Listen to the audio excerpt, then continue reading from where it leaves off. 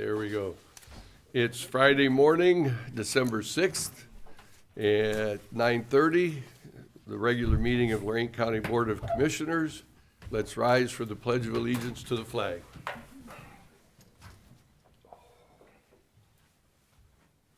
I pledge allegiance to the flag of the United States of America and to the republic for which it stands, one nation, under God, indivisible, with liberty and justice for all.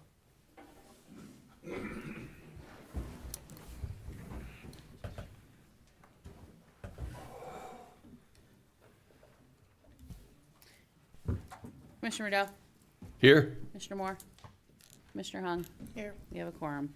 We have a presentation today on BWC review and update with Jonette Jackson, Safety Risk Administrator, and the team.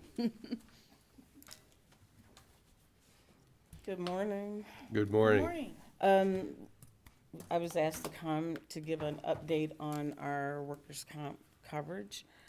Today I have with me John Oliverio from Minutemen Ohio Comp, Chris Garofoli from Minutemen HR, and then we have Justin from the BWC. So this is our team that comes in. They help us out to keep our claims costs and everything together. So basically, this morning, each commissioner should have a yearly analysis in front of them. So I'm just gonna give you the numbers. Does Victor have a copy of that? No, No? I mean, I could put this, you want me to put it up? Yeah, Okay. let's put it up. Let's give Jonette a fighting chance. You just tell me when this.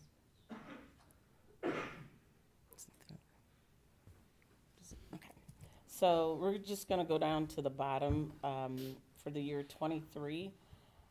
We had a total of 53 claims, with 43 of those claims being medical and 10 being lost time.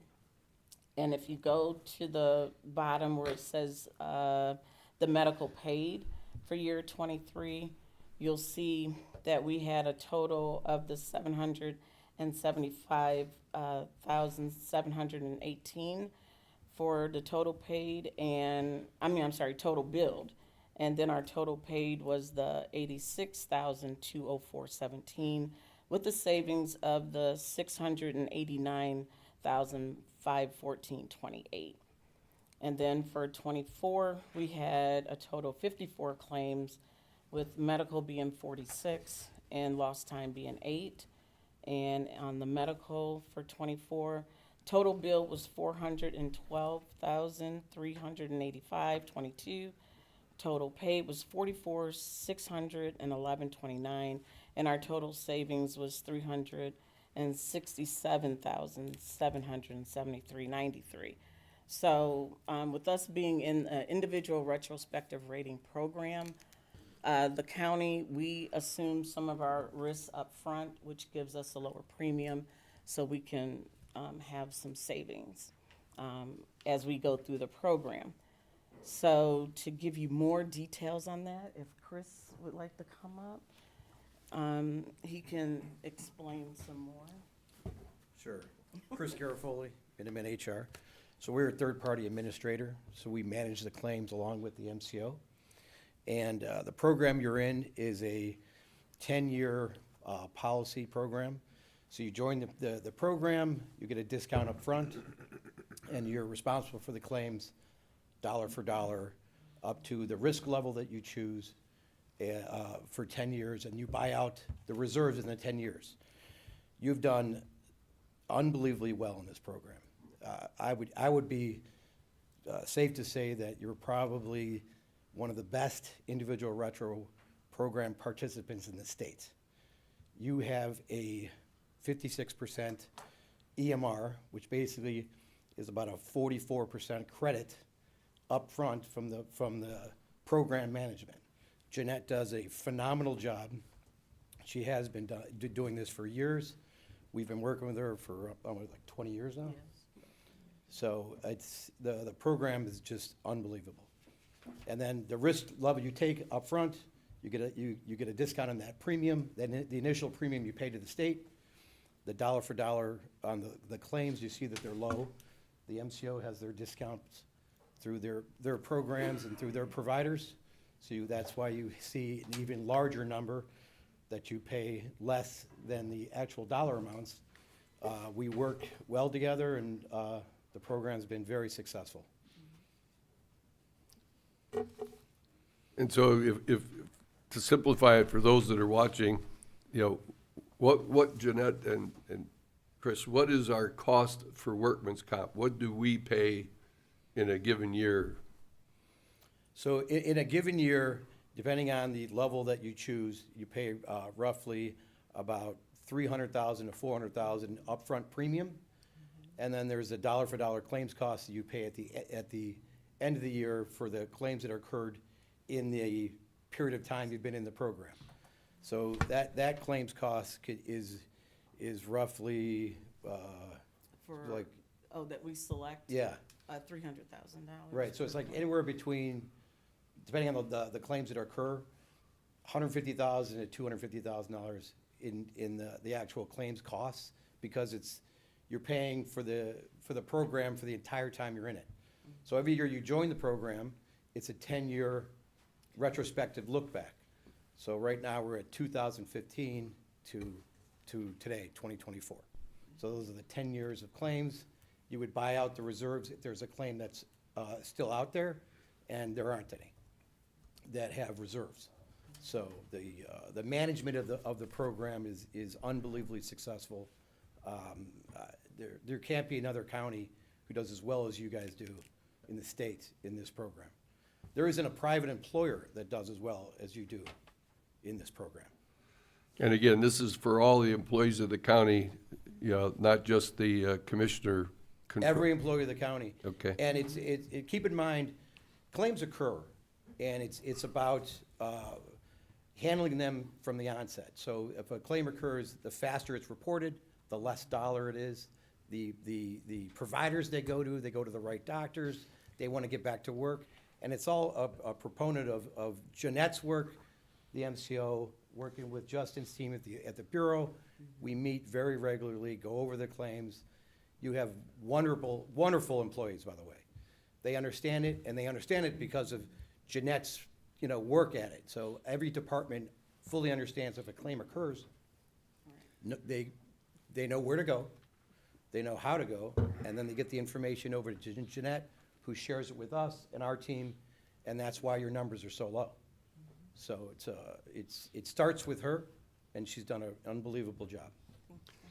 Would I be correct in saying that our management team and our employees deserve a little credit for safe work practices? If we're only 45 to 50 claims and over 2,000 employees, that's a pretty good ratio. It's an unbelievable ratio. Yes, sir. If I could point to the Could you take the microphone, Yeah, please? Jenna. Sure. if I could point to the yearly analysis one more time and the claim years. If you look at MO and LT, MO is a med-only claim. That's a slight injury, a bump, a bruise, a stitch. In any event, the type of injury, it's going to allow the injured worker to come back to work the same day or the very next day, and the costs of that are generally $200 to $800 maximum. So you can have a lot of those claims and your premiums don't move. If you look at the lost time, LT, those are the significant claims. Those are bad injuries with a longer period of time of rehabilitation to come back to work. If you look at your numbers, from 15, you had 9, 16, 10, 17, 18, 18, you had 10, so on, so all the way down to this year to 8. That's how you save money. Okay, that's getting people back to work quickly. And that is a combination of what Jeanette does and the employees do for this county. They come back to work when they're ready to come back to work. And that is a great effort on their behalf, rehabilitating and come back to work in a very timely message. The longer you're out of work, the more money the Bureau is charging you. It's pure insurance. If you use their money, they're gonna raise your rates. So we try very hard to keep the rates down and make the claims move. The other information I want to briefly touch base on is the medical pay by date of injury. You see what's totally billed, you see what was totally paid. the total savings, which is a combination mostly of the BWC fee schedule. In order to take workers' compensation patients in the state of Ohio, you have to accept their fee schedule, which is ratcheted really far down from what the medical actually costs in the state of Ohio. And then you see what your average claim cost. This year, your average claim cost is $1,013.89. Commissioner, I could sell this report to a lot of other companies, and they'd pay for this to have these kind of numbers. So you should be very proud of this department, and absolutely, Jeanette does a fabulous job for us, and she keeps this department moving. So I just wanted to touch base on that real quickly. Thank you. Thank you for explaining that, because a lot of people don't have an interaction with workman's comp. They just look at the dollars. Thank you. That's basically it, and I like to thank all the departments that work with us to make everything happen that happens, and turning in our paperwork on time. Justin, did you want to say anything? I didn't have anything really other than to second what Chris had said about just the performance numbers, the percentage premium that you're paying. Chris summed it up very well. Yes. Okay. Well, that's our report. Thank you. Thank you. And you're correct. I worked in a family business for 50 years. We would die to have these ratios. We needed Jeanette. Okay, thank you. Thank you very much. Okay. Under Resolutions Number 1, Investments.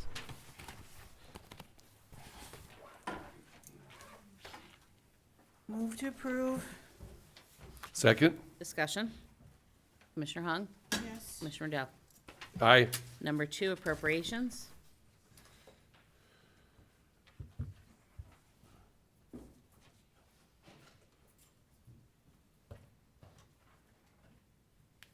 Move to approve. Second? Discussion. Okay. Sorry, that's Tuesday's Oh, yeah. appropriations there.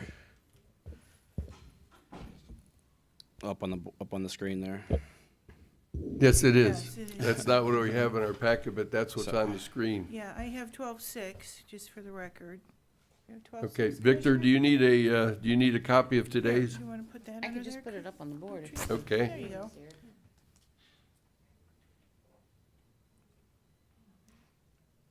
Casey didn't want to lose his chance to play. That's right. Are we in discussion? Yes, we're in Okay. discussion. Okay, so number that the very yes, first we did. You one, did? Okay. the very first appropriation on there has to do with the indigent attorney fees.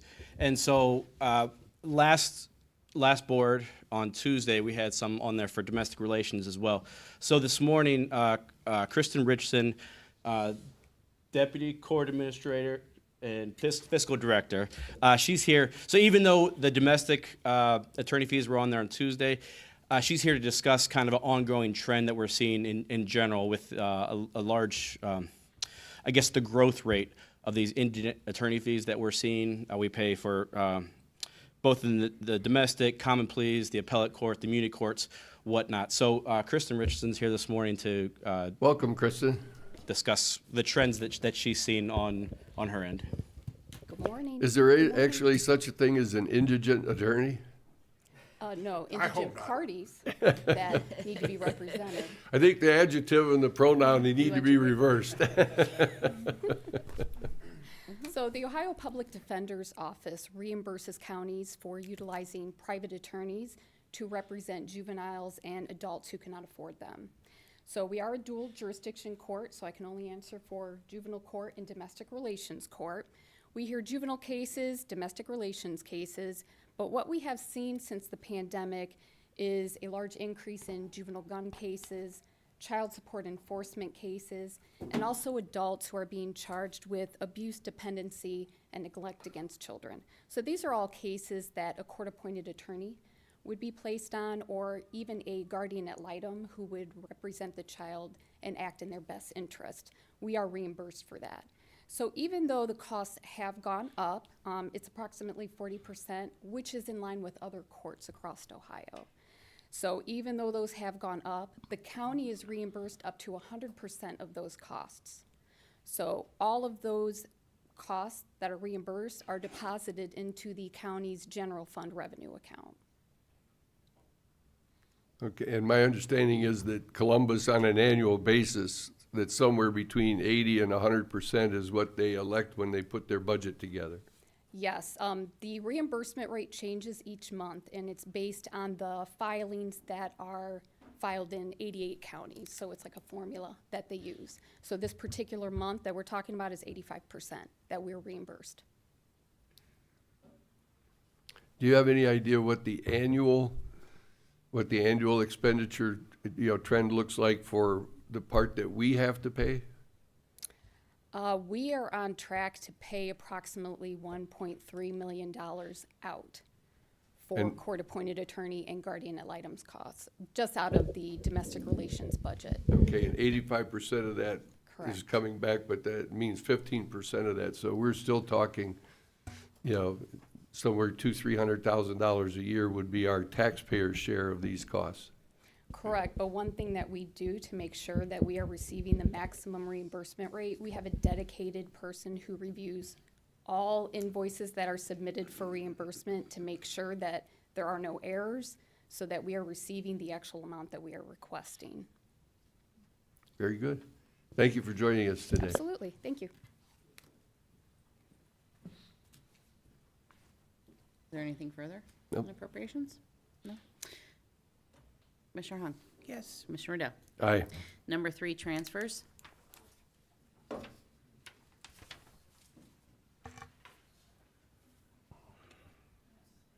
Is that the right one?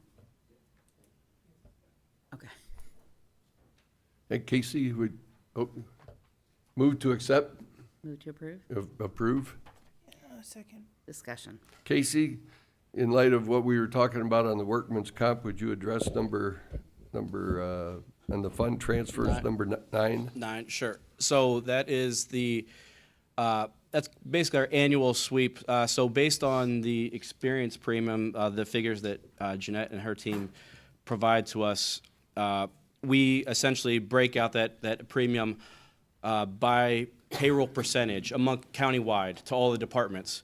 So based on their percentage of against the total payroll of the county, that's how we break up that experience premium. So I think the experience premium this year was in like $600,000 to $700,000 range, whatever. So we take that and distribute it amongst the county, all the county departments. So this is the sweep of us essentially pulling the workers' comp funds from all the different departments to pull back into the workers' comp fund to continue the self-funding of that program.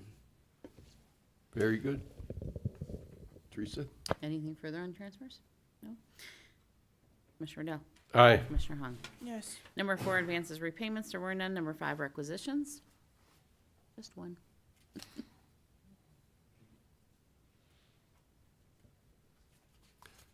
So moved.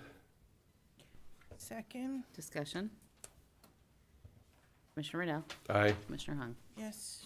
Number 6, travel, there were none. Number 7, bills.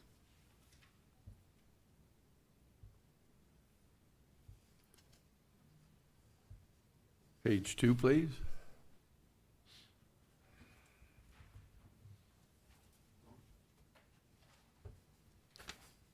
And page 3.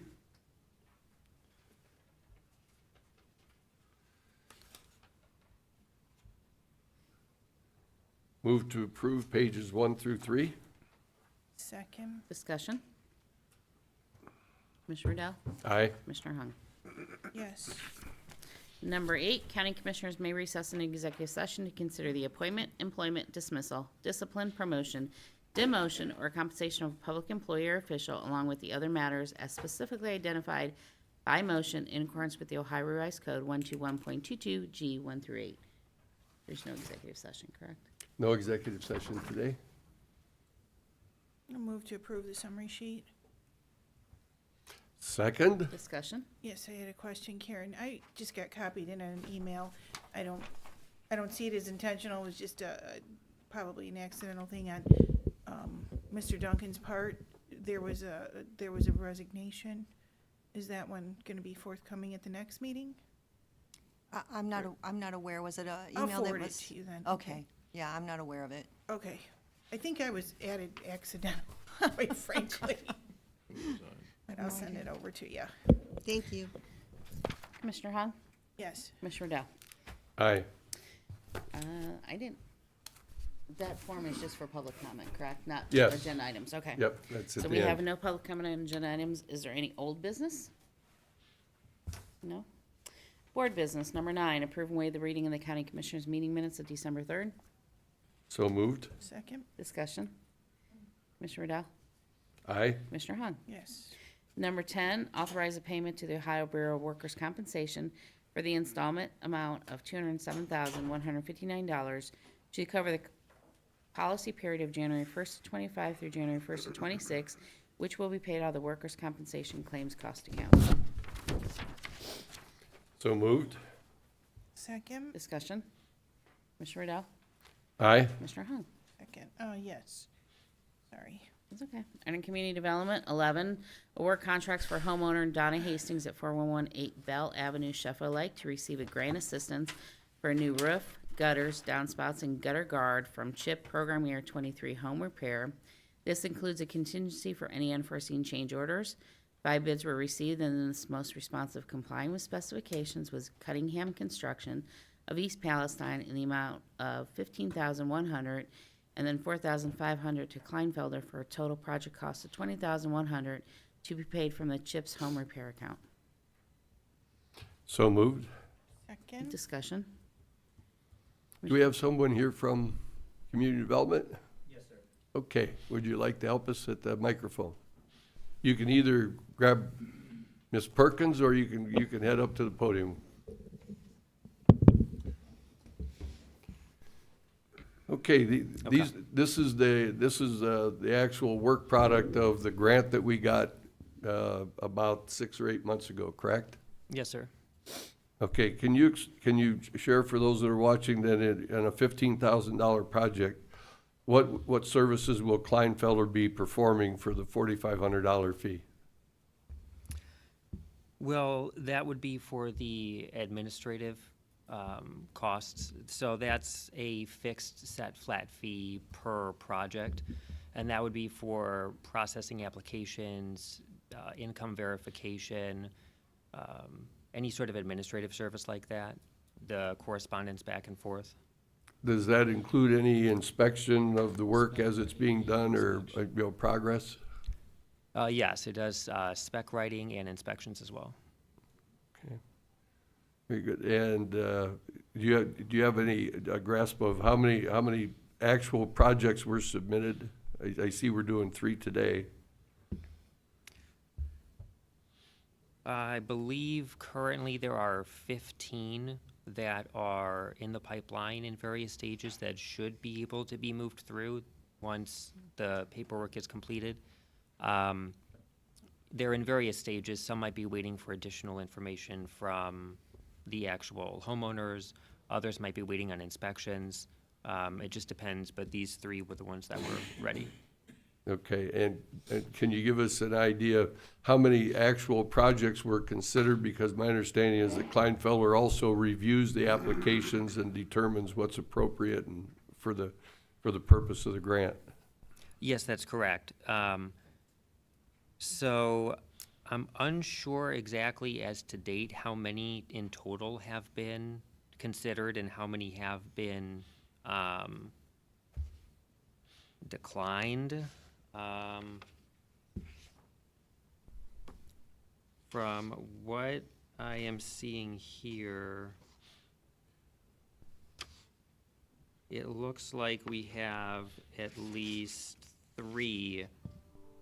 5 in total that were declined. Either they were over the income and did not qualify for the program, or the person themselves were a walkaway and decided to go ahead and remove themselves from consideration for various reasons. Okay. What I'm trying to assess is when we looked at that grant earlier and had conversation, one of the things that we're trying to assess is, are we getting the word out on the program? Yes. And I would think that there would be more than, if we're doing 15 that have been approved, and there's 5 that haven't. I would think in a county of this size that there would be more applications than that. In total, there's 200 people on the list. Okay, that's the number I'm I'm looking sorry, for. I was not getting There that. you go. Sorry to catch you, but I know we made the request of the department kind of late, so you drew the short straw, and you're doing fine. Thank you, sir. Is it a 2-year program or a 1-year program? It's a 2-year program. And I think Commissioner Riddell grinded down on that question on how are you doing on spending all the money. It looks like you're going to be able to. Yes, we should be able to, yes. Okay, thank you. That's all I have, Teresa. Okay. Commissioner? Do you have anything else? No. Okay. Commissioner Riddell?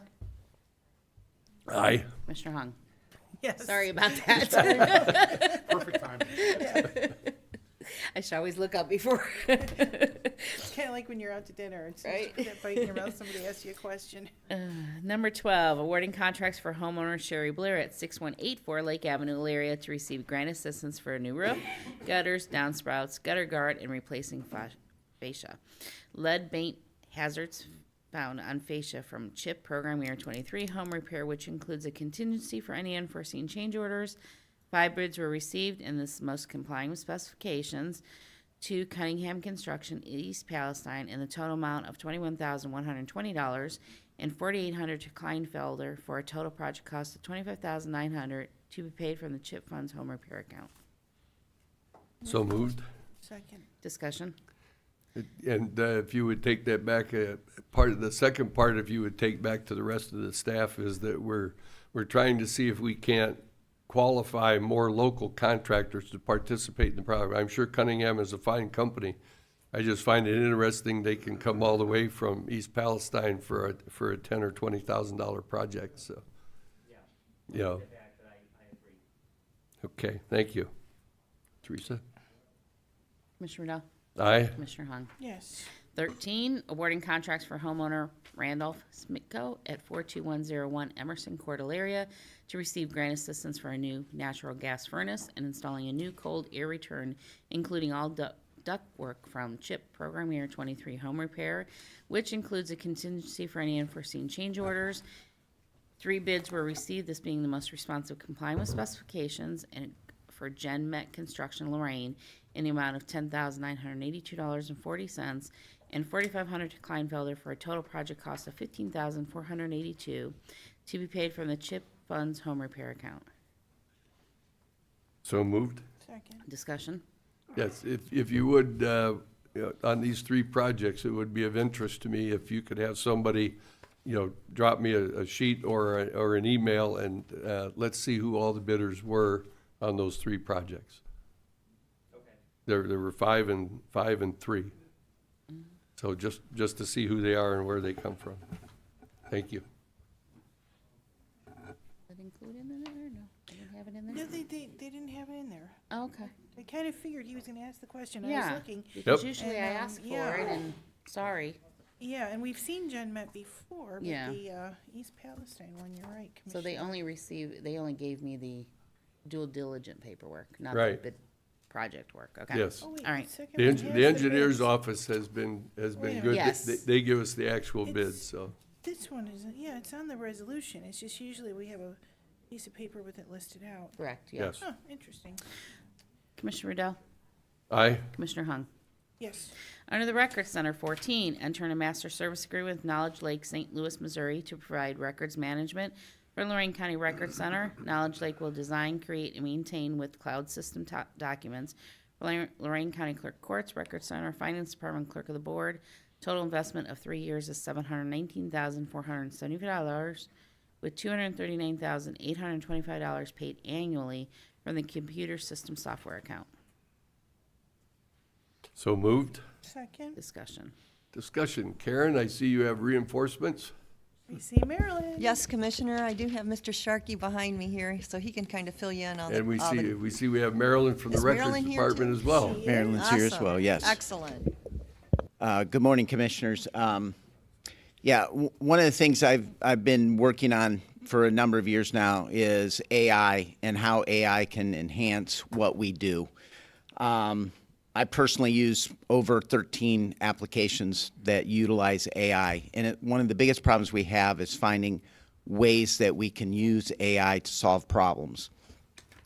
The problem that we're trying to solve here with this Knowledge Lake purchase is the records system has been in place since 1998, and it is a mess. We have 25 years worth of stuff that needs to be scanned, and that is going to cost, if we were to scan that, would cost over $3 million to get somebody to come in and do that.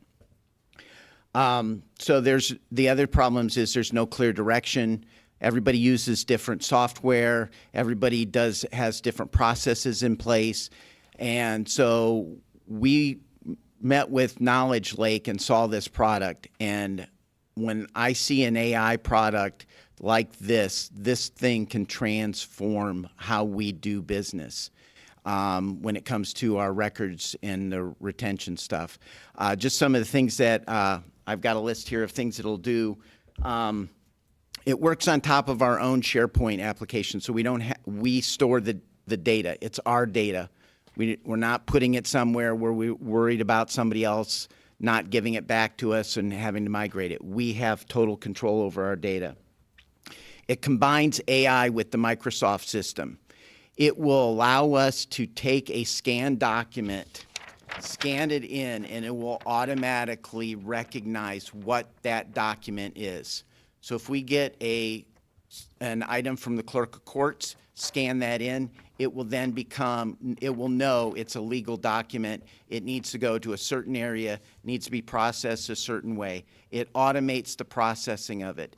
The other thing that it'll do is something like purchasing. We get an invoice. We put this invoice in, we scan it in, it'll pull all of the relevant data from that invoice, fill out the forms that we need to fill out to send that through our process. Then after that, it's going to save a lot of time and effort on our purchasing when we do this. Some of the other things, it'll automatically help us generate reports. It's going to it's a no-code application, so we are in complete control of it. We can be able to change how we want to do process. If we want to tweak something, we can change it on our own and convert that process into something that works better for us. It's fully automated. They will work with us in setting up our first 4 departments, and our first 4 departments is going to be the clerk of courts, the clerk of board, the records department, and our fiscal department will be our first 4 starting in 2025. And then after that, they have included us. They will help us do 4 additional departments over the next 2 years after that. But that is not limited. With the system, once we get up and using, they see about a 3-year time frame for you to get fully versed in how to use it and how to effectively do this. We can begin adding our own departments as much as we want, add our own custom processes. It's fully integrated with us and allows us to do this. Again, I think this is one of those pieces of software out there that can transform an organization. And when you look at the stuff that we have to do with microfilming and the cost of microfilming, Marilyn can attest to that much better, that it is very expensive to find even the microfilm out there anymore to be able to do it. So this will get us into what I think is going to be the future for document management. Now, is this both for the backlog and going forward, or is this just for going forward? It'll mainly be focused on us going forward, but it'll also allow us to do some of the backward stuff. We're looking at increasing some of the scanning capacity. The beauty of it is right now it takes a long time for us to scan a document, because what we have to do is we have to create an info sheet on top of it. So we print that info sheet in, then we scan the info sheet in with the rest of the documents so we know what it is. Then we have to manually type in, what is this document? What's this do? What's that? All of that goes away. So we'll be able to go with this system. We'll be able to start scanning some of that backlog stuff, but also some of that stuff is going to age out naturally, so we can pick and choose what we want to do. So we don't have to go back and do all 25 years. We can go back and say, okay, these are some of the things that we need to do that's important, and Marilyn with her team can make those kinds of decisions and be able to do this in a much more timely manner as we're going forward with some of the, also looking at some of the better scanning technology that's out there as well. And if I'm not mistaken, I think the county recorder's already scanning. So will we be able to integrate that into this? I'm not sure. We haven't. They're not one of the departments we're going to start with. We wanted to see how this works and get everything moving forward. And then that way, what we'll do is we'll see how this could fit with the county recorder. The county recorder, from what I have seen, does a tremendous job with the stuff that they have.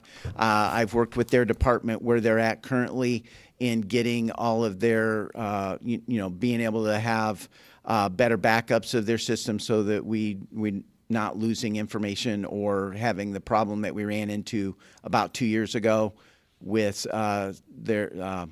the vendor getting breached and running us into some problems. So we're definitely better off with the recorder, but they're not one of our first ones to be integrated just because of the complexity of their system right now.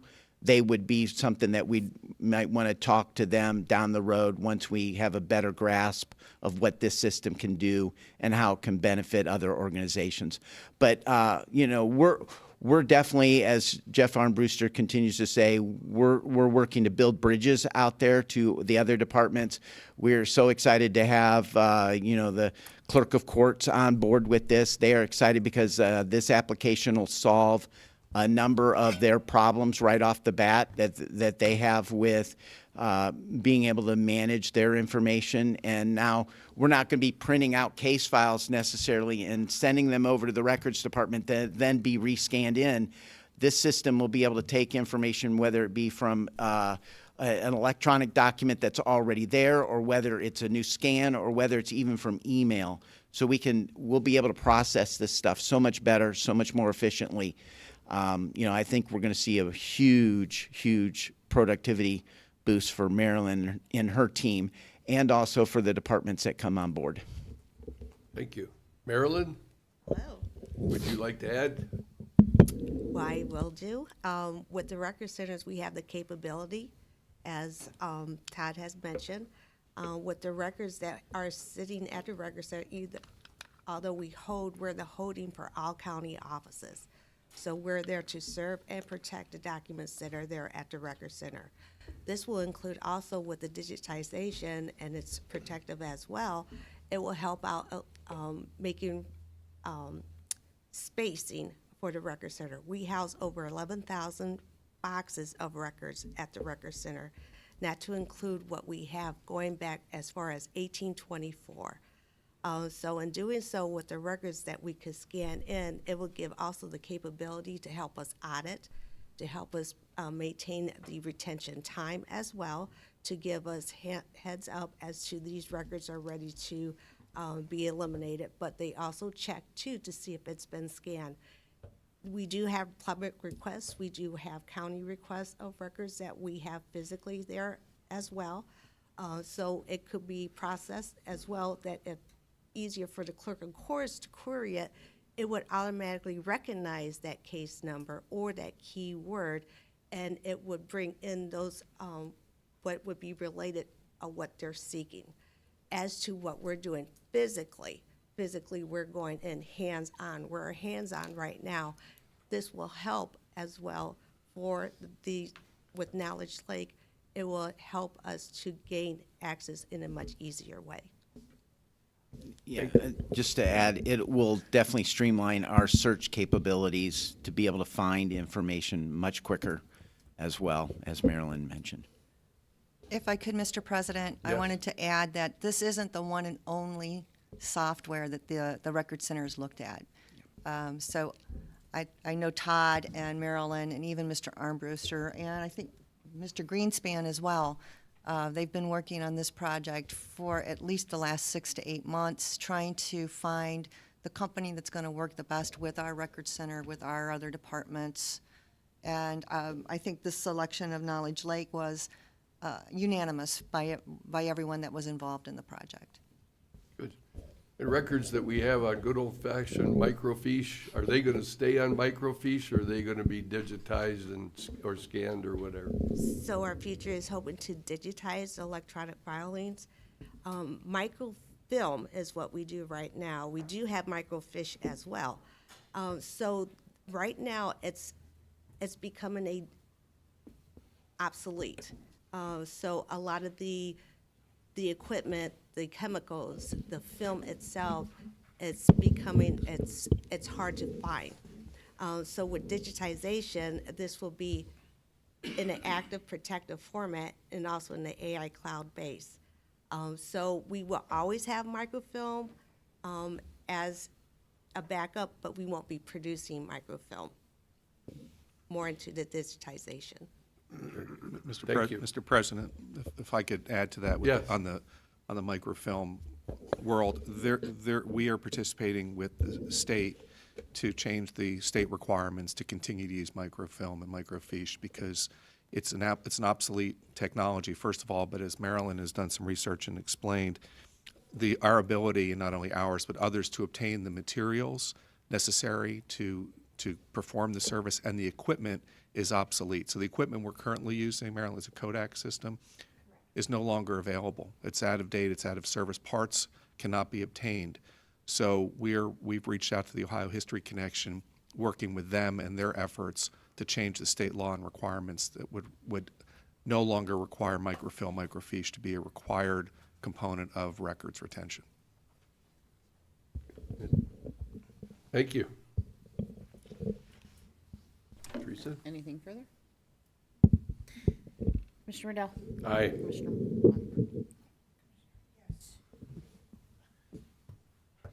Under the prosecutor treasurer, 15, accept and journalize a DRETAC delinquent real estate tax collection appropriation expenditure report as submitted by Lorain County treasurer and Lorain County prosecutor pursuant to Ohio Revised Code of 321.261. Treasurer generated revenue for 2024 in the amount of $451,081.12, with expenditures of $400,690.07. Tax unit of the prosecutor's office generated revenue for 2024 in the amount of $471,349.29, with expenditures of $397,248.37, and anticipates another $52,093.93 by the end of the year. 2024 estimated tax collection of anticipated revenue will be approximately $950,000. Move to accept. That's what it says, accept and journalize. Okay, second. Discussion. Mr. Telerik? Yes.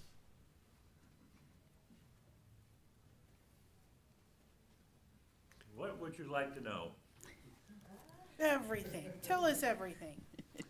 On March 30th, 1999, the legislators down in Columbus passed 321.261, and that made county commissioners shall set up what they called at a time, create a collection fund, where there would be real estate, mobile home, and also personal property. One for the treasurer, one for the prosecutor's office. 2.5% of the total delinquent taxes go to the treasurer and 2.5% to the prosecutor's office. And that's and the reason for that, what they were doing that was as an incentive, because some of the counties weren't doing a very good job collecting their delinquent taxes. And also sometimes because there wasn't a lot of money in the general fund, this took the burden off of the general fund. And this is used strictly for doing delinquent taxes. This year we collected over $18 million, and that's the amount of dollars that we did collect it. 18 million in delinquent? Delinquent taxes. Okay. That's my story. And yes, I was there in 1999, by the way. In case we had no doubt. Pardon? We had no doubt, Dan. But but the point being that when you collect those, they don't all go to the general fund of the county, they go to the other entities, school boards, cities, and so forth, The correct? delinquent taxes does go to the counties and the school districts and Right. everything. But of that tax is 2.5, well, it's a total of 5%, and 2.5 and 2.5. And then I do recall also there's another 5% that goes to the land bank. That's of delinquent taxes, and that goes to basically the land bank. Thank you. You got ahead of one of my questions that I wanted to share with people where the money for the land bank comes from. Correct. So, very good. Thank you for joining us today. Anytime. Anything further? Not aye. Commissioner Riddell? Aye. Commissioner Hung? Yes. Under the sheriff, approve an agreement with Mars Board in the amount of $79,700.49 for the purpose of funding one full-time reentry service coordinator for jail operations effective retroactive to July 1st, 24 and ending June 30th of 25. Mars provides this funding to ensure the coordination of care for inmates with behavioral health needs and chemical dependency treatment needs in preparation for their release and reentry to the community, and this will be paid from the salaries account. Move to approve. Second? Discussion? Yes, unfortunately, we couldn't get anybody from Mars at short notice to Well, be. Andy Andy's here. Lalbenthal's here. Oh, is From the Andy sheriff's here? office, From the yes. sheriff's office, okay. Mars was gonna have somebody here as well, but you're the other end of the deal.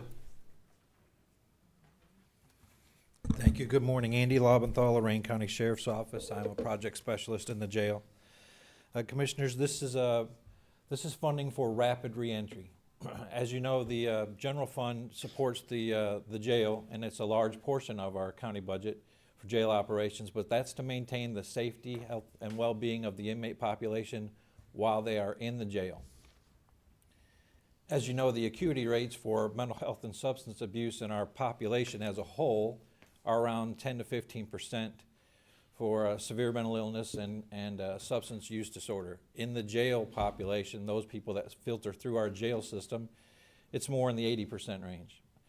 And because of that, we are looking to the greater good of the community to try to improve well-being, health and safety of not only the people that are in the jail, but of the community as a whole. And so we are trying to take a step that intervenes and offers intervention with this population for the brief time that they are in jail to provide for a better outcome upon release. This funding is advanced thinking by both the Mars Board and Sheriff Stemeti, and incoming Sheriff Hall, I believe, will support this program as well. Ohio is one of 7 counties in the state that, as far as I know, has a active reentry program in their jail. You may be familiar with prison reentry. It's been around for more than 20 years. 2008 federal legislation of the Second Chance Act has supported reentry efforts nationwide.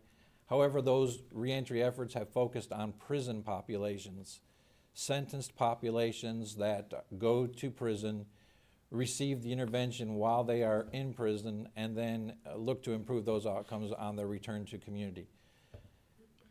In Lorain County, 8,040 people were booked in the Lorain County Jail last year. That's not accurate. There were 8,040 bookings.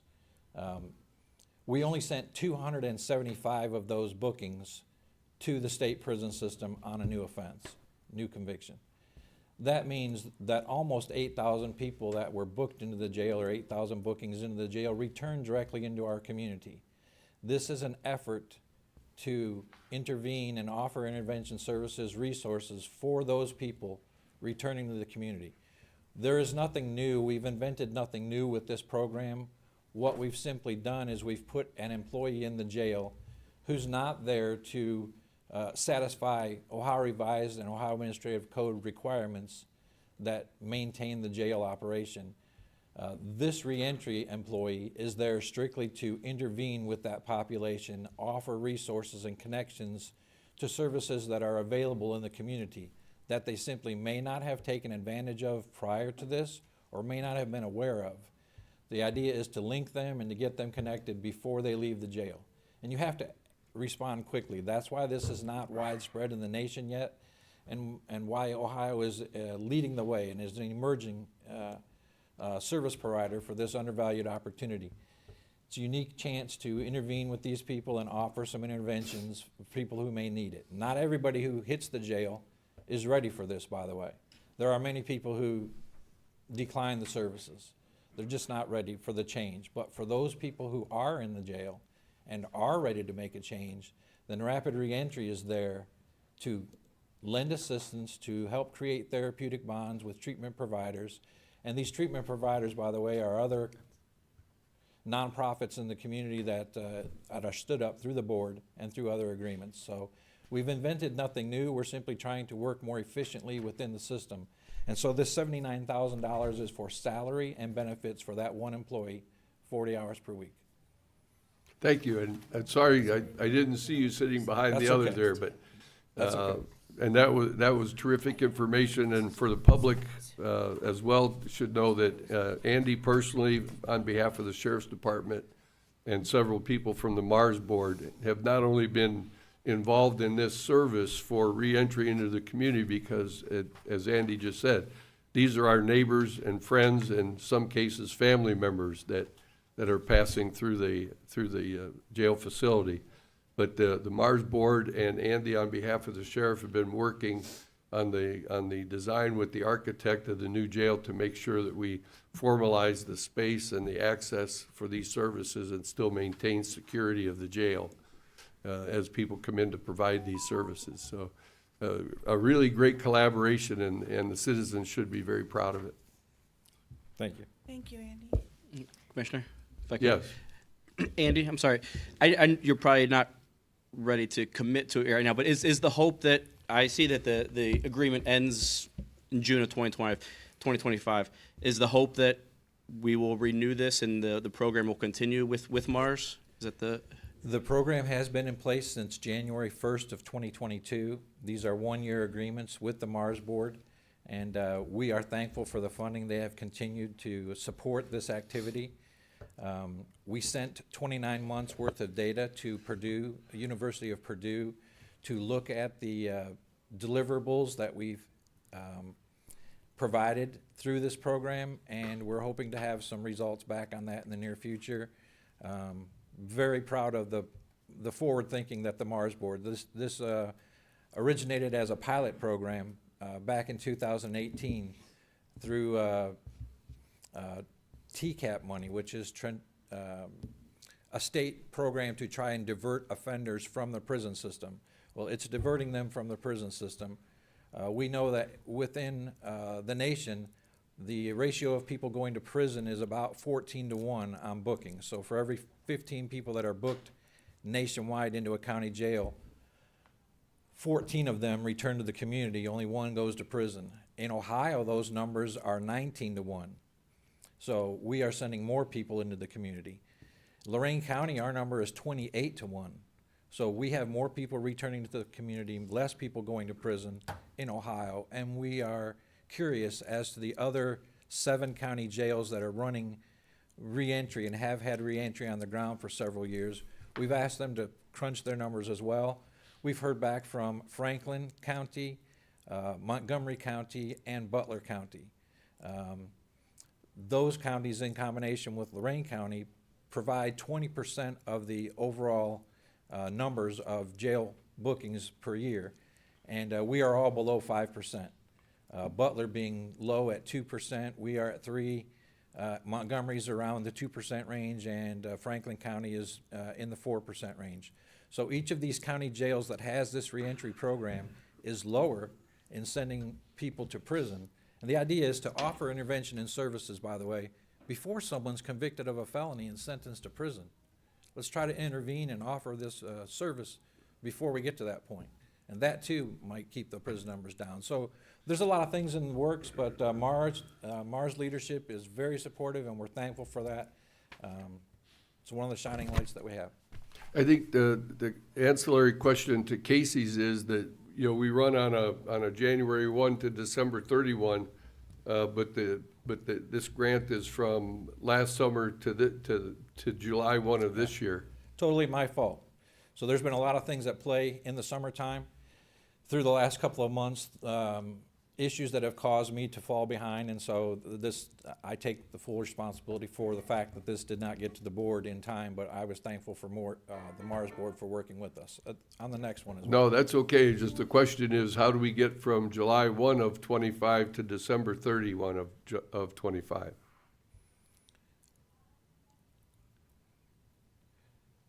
It'll be a one-year fiscal year on the Mars board budget, so we'll go from June to July. Okay, With the okay. Mars board. So they're on a fiscal year as opposed to a calendar year? Correct. Okay. Very good. That's the answer you were looking for, Casey? Sorry. Okay. Sorry about that. That's okay. That's okay. Thank you. Anything further? Commissioner Hung? Yes. Commissioner Dell? Aye. Number 17, approve an agreement with Mars in the amount of $52,401.74 for the purpose of providing funding for the medication-assisted treatment for eligible jail inmates, effective retroactive to September 30th of 24 through September 29th of 25. Mars provides this funding for medication-assisted treatment and state opioid and stimulant response grant funding to ensure testing, laboratory services, medication, transportation, counseling, and coordination of care for eligible jail inmates, including post-release care continuity, and is a reimbursable grant. Wow. Very good. Anything you want to add to that, Andrew? Do you want to make a motion first, or Oh, yeah. So moved. Second. discussion? Now we can go. So the medication-assisted treatment is specific to substance use disorder. It is the application of medication to help either suppress or remedy one's dependence on illegal substances. It is one component of reentry, and you must understand that the jail is responsible for maintaining health and well-being while a person is in custody. So if someone comes in with a diagnosis for diabetes or a broken arm, or they have high blood pressure or breathing disorder, we're going to treat those while they are there. It's our responsibility to provide treatment. However, the greater good for the community is thinking about the number of people that come in with substance use disorder. It is a killer, to be sure, with the opioid overdose frequency. And so the idea is, how many people can we engage with that we could turn on to this treatment as a way to improve their outcome? So we're going above and beyond with that, and it takes additional funding to do that. This money is to support those activities, both the nursing, additional nursing hours, laboratory services, the counseling program. They're all a component to it. Very good. Thank you. Anything further? Commissioner Dow? Aye. Commissioner Hung? Yes. Assistant County Administrator Morning, Commissioners. Good morning. or Deputy? County Administrator? Commissioner Hung, on Tuesday's meeting, you asked for an update with regards to our conversant project. Sure. So I did bring Mr. Sharkey here with us today so that he can update the board as far as where we're at with that project. Well, one of the nice things is, am I on? Just make sure. One of the nice things is we are, continuing to move forward. We just recently, in the last couple of weeks, completed the Microsoft Office 365 migration. We had to do a number of accounts that some of the ones that we needed to do that we keep around but we don't use, those were finished off. We're hoping to decommission our old Exchange server here shortly, so excited about that. Our network infrastructure, we continue to move things in place. We've been working with clerk of courts and some of the people over at the Justice Center to get their network migrated so that they're going out their connection. So what we've done is we're creating a failover system. What used to happen is everything used to go out of the administration building. So the Justice Center, our historical courthouse, all of their data went out through us. We're now putting in place, using the fiber connection between our buildings, to create a failover system so that if one link goes down, which we did experience about 2 months ago, We lost the link here because of an issue with the piece of equipment. And so we had 3 buildings without internet. Now we're moving away from that. So that's one of the big things that we're doing. We're also getting our backups in place so that what we'll have is if we happen to be hit with a ransomware attack, then what we have is our backups are what's said is called immutability, which means they can't be deleted. And they're also encrypted, so they can't be read either. So we're working on a 3-prong approach to that, which will put our backups in the cloud at 2 of our locations here in the organization. And all of those will be synchronized and mirrored so that if one gets hit, then the other 2 are still available. And we've set it up in such a way that our team will only have access to one of those devices. So if we're hacked and somebody gets in and gets one of our accounts, they can only get access to one of those devices. They can't get access to the other 2. So we're putting in place this ability of segmenting off things so that if something does happen, because right now in the industry, if you're following cybersecurity, the big thing is we're no longer thinking of if, it's when. And you want to have in place, especially backups are probably the most critical thing you could have, is you want to make sure that those backups are there. The other thing is also denial of service attacks, which when you have a single point of entry into your building, a denial of service attack could take down our entire organization as well. Now that we're putting in that redundant network, they can attack, and those connections are not just with one vendor. We are using multiple vendors, so they can hit one vendor, and it doesn't necessarily take down everything. So we're moving forward in a lot of things that we're doing, and excited for what we can do. And unfortunately, this is not cheap to do cybersecurity, but at the same point, if you get hit once and you have to bring somebody in for mediation, I mean, just ask the city of Dallas. Cleveland got hit, Columbus got hit. There are so many. The problems that they go through to get back up and running is such a huge issue. Thank you. Thank you. Did you have any other questions? No? Okay, thank you. Perfect. Just as an aside to that, obviously it's not public information.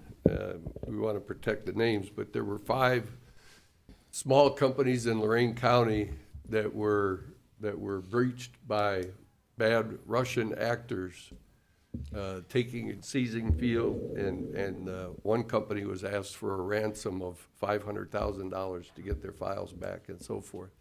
And they came through the service provider's portal that the service provider used to give everyday service to these 5 companies. So it's, we not only have to protect ourselves, but everybody that is connected to us has to be protected, or they can't be part of our network. And also, just so you guys are aware, and the public should be aware, that we're seeing an increase in the threat actors out there. I've received a couple of spoofs for a couple of nonprofits that I help. They're sending through Facebook Messenger to get people to click on links and do stuff.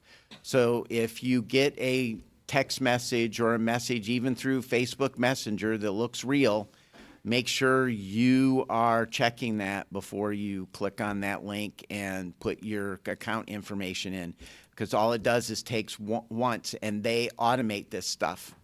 This is not just being done. I was talking about the good thing of AI.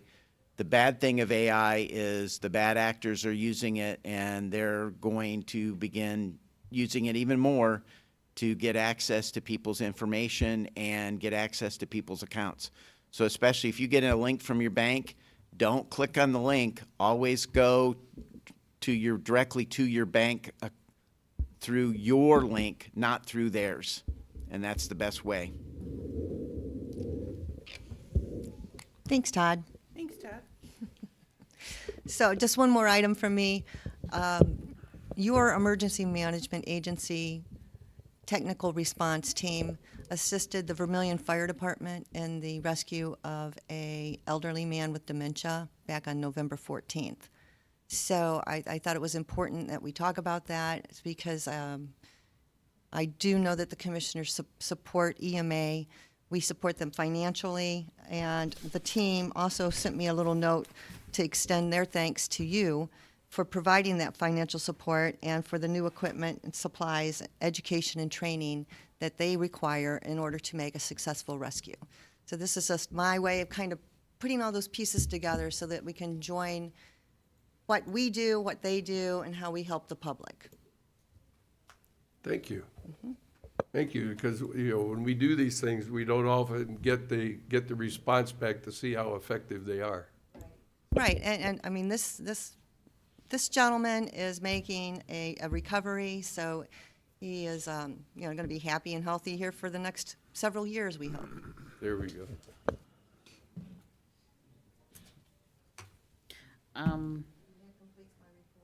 Okay. On Tuesday, December 17th at 4:30, we'll have a commissioners meeting, which is a annexation hearing, and then at 5 o'clock will be our regular board meeting, and then December 20th at 9:30 is our last commissioners meeting for the year. The Brewitt crew is here. Okay. Oh, Brewitt Smooth. Brewitt Smooth is here. Yeah, Bruce was here. Today, Mm-hmm. They're in meeting room D. So get your coffee and your milkshakes and your Oh. treats. Brew it smooth. Yes. Very good. they usually walk something in for Commissioner Right. Liddell, so we get a little thrown Well, off that's there good, with that. because they don't open till 9:30, Yeah, and I need to be here, so. Yeah. They won't let us in early. We have to wait. So. Good. Board correspondence, Move to waive the reading of the board correspondence. Second, discussion. Commissioner Duff, Aye. Commissioner Hung. yes. New business. We have a couple of things. First of all, are you going to speak to this? The opioid? Yes. One of the things we're talking about is there was I think everyone knows we're part of a class action, the county's part of a very large class action handled out of New York, among a number of opioid manufacturers and distributors. Those cases have been settling over time, and what you have in front of you is the most recent settlement agreement with a distributor of opioid products. We've seen some of the money come in from some of the larger settlements. I think Casey has those numbers. The payouts are significant in size, but they will come over 20 years, and they're set out in three different trenches. There's a state fund, there's a region fund, and then there's a fund for the county. The intent of the settlement dollars is effectively to allow public entities to combat the effects of opioid addiction with some of the funds that are achieved in the settlement, and this is just part of that effort, that larger effort. Okay.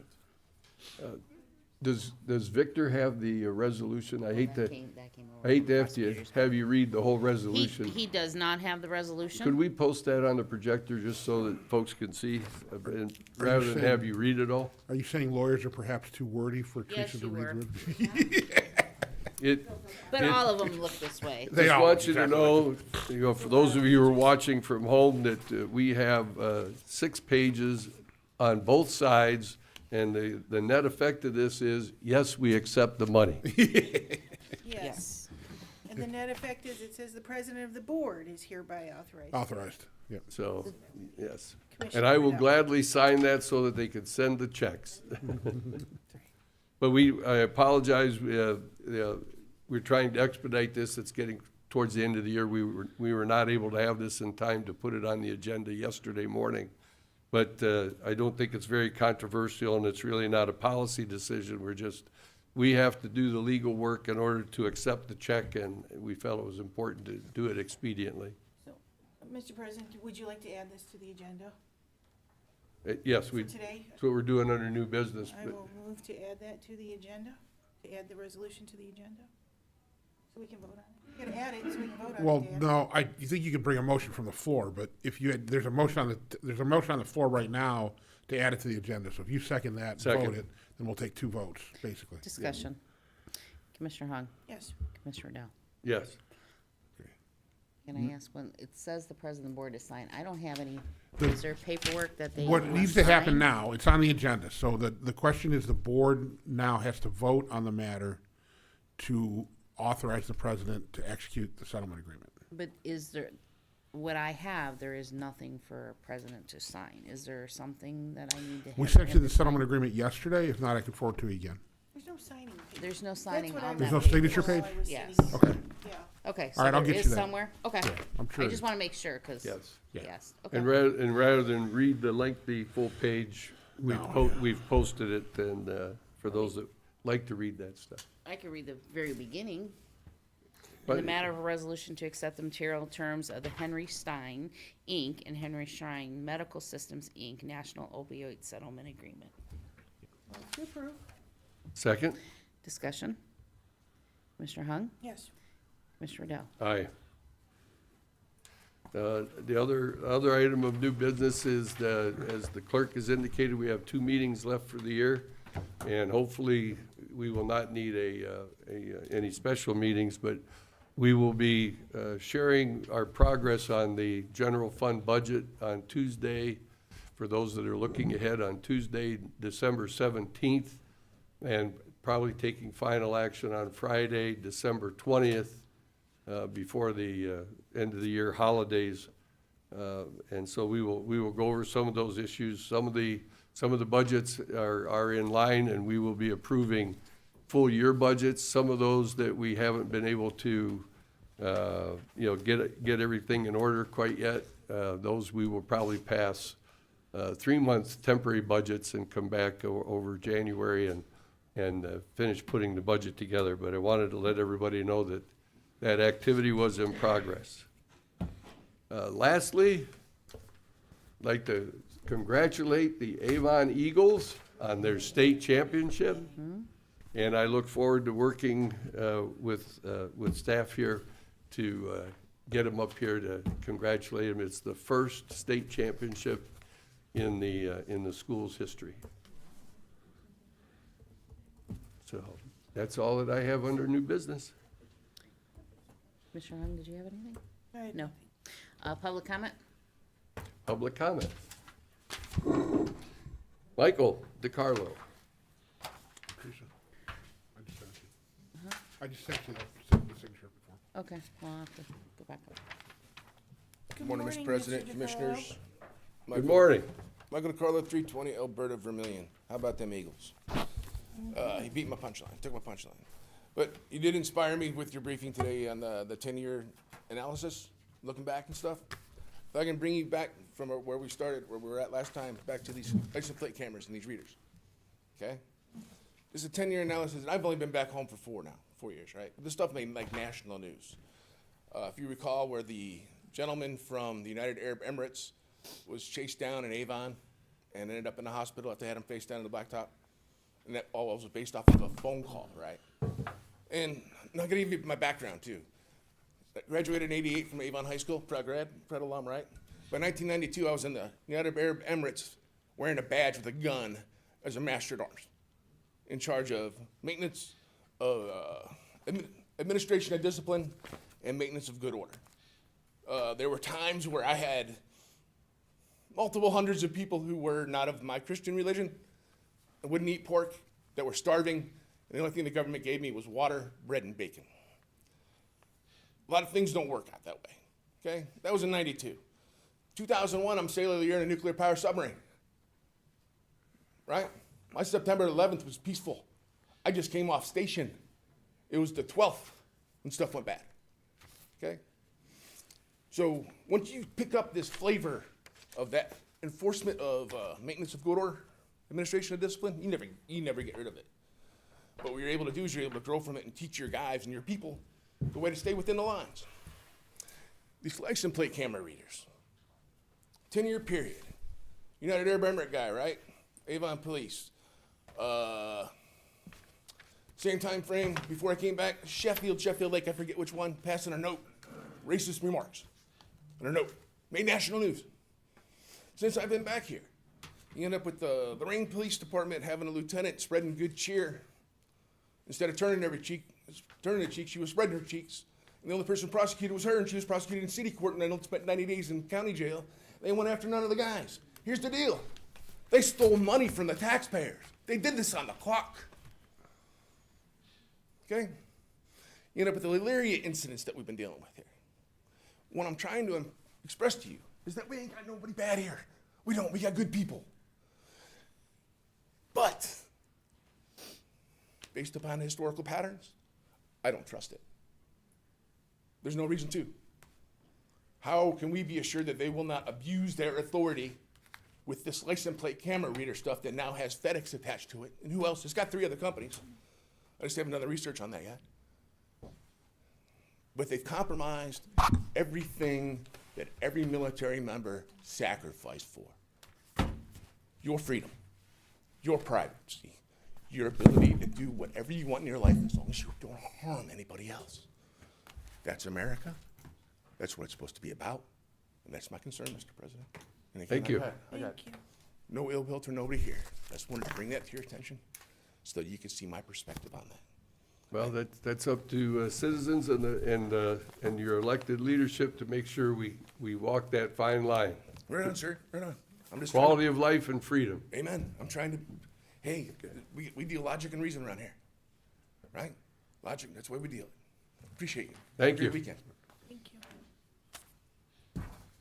There being no other business, meeting is adjourned.